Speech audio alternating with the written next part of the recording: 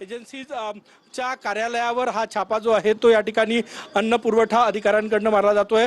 एकूणच गेल्या काही दिवसांपासून व्यावसायिक गॅस सिलेंडरचा तुटवडा जो आहे तो या ठिकाणी निर्माण झालेला आहे आणि त्यामुळेच अधिकारी जे आहे ते या ठिकाणी वेगवेगळे भरारी पथकं टीम तयार करून धाडसत्र राबवत आहेत। नागपुरातील कार्यालयात एजन्सीच्या कार्यालयामध्ये हे धाडसत्र जे आहे ते या ठिकाणी पाहतोय। गॅस सिलेंडरची ब्लॅक मार्केटिंग कोणी करत आहेत का, अवैध साठा कोणी करून ठेवला का, यासाठी अशा प्रकारे धाडसत्र जे आहे ते या ठिकाणी राबवलं जात आहे। आपण हे सगळे अधिकारी या ठिकाणी बघू शकतो। हे धाडसत्र जे आहे ते या ठिकाणी राबवत आहेत।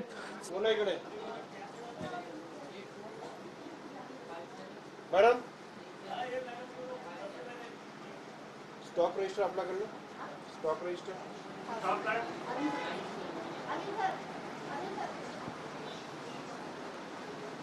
हो साहेब, आम्ही इकडे नक्कीच हे धाडसत्र जे आहे ते या ठिकाणी राबवलं जात आहे। हे सगळे अधिकारी सर कशासाठी ही धाड आहे, काय तपासताय?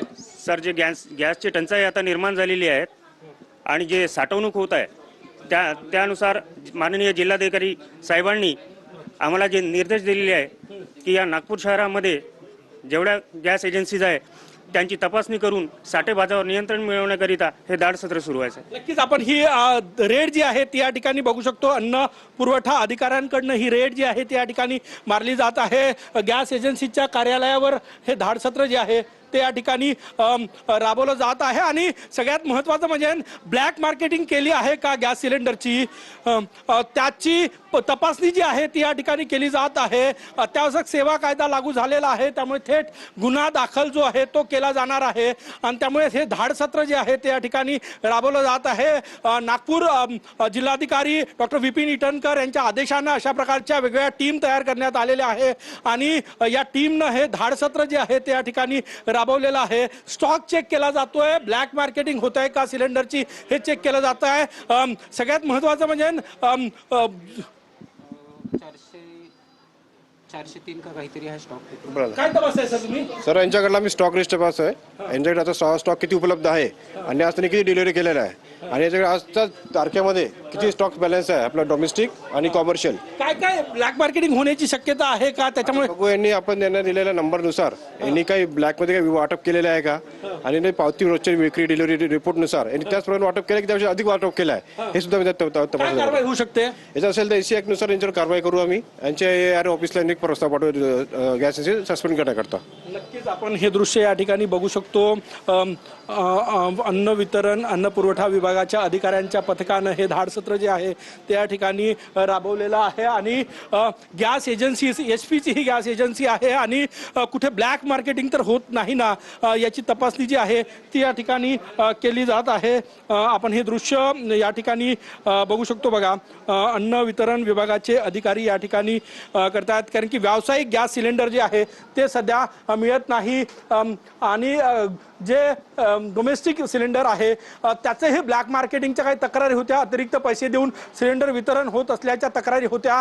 त्यामुळेच अशा प्रकारचं हे धाडसत्र जे आहे ते अन्न पुरवठा विभागाच्या अधिकाऱ्यांकडून केलं जात आहे। अचानक धाड या ठिकाणी टाकली आणि आता तपासणी केली जात आहे।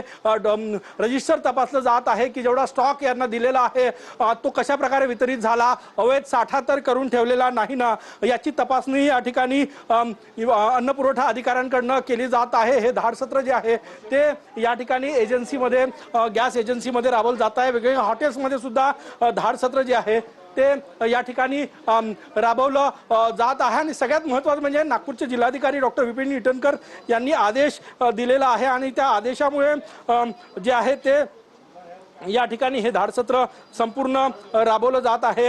आपण हे दृश्य या ठिकाणी बघू शकतो। नागपूर पुरवठा विभागाच्या वेगवेगळ्या टीम ज्या आहेत त्या वेगवेगळ्या भागांमध्ये गेलेल्या आहे। काही लोक काही अधिकारी गॅस एजन्सीज ची तपासणी या ठिकाणी करतायत तर काही अधिकारी जे आहे ते हॉटेलमध्ये तपासणी करतायत की कोणी अवैध साठा तर करून ठेवलेला नाही ना। आणि बघा हे रजिस्टर चेक केलं जात आहे। या ठिकाणी या रजिस्टरवर नोंदणी चेक केली जात आहे की कोणी हे बघा किती सिलेंडर। सर काय काय चेक करताय तुम्ही? यांच्याकडे कालच्या डेटपर्यंत मागील आठवड्यामध्ये किती स्टॉक आला, यांनी किती वाटप केलं, त्यांनी जे वाटप केलं आहे त्यांनी नंबर लावलेल्या लोकांनाच त्यांनी वाटप केलं आहे का किंवा तो अतिरिक्त वाटप केलं आहे ब्लॅक मार्किंग होत आहे काही ठिकाणी. तेच आम्ही तपासणी करतो याच्यामध्ये की ज्यांनी ऑनलाईन नंबर लावले आहे त्याच रिअल कन्झ्युमरला ज्यांनी वाटप केलेलं आहे की ब्लॅक कस्टमरला वाटप केलेलं आहे पैसे अतिरिक्त पैसे घेऊन वाटप केलेलं आहे ही सगळी आम्ही तपासणी करू ऑनलाईन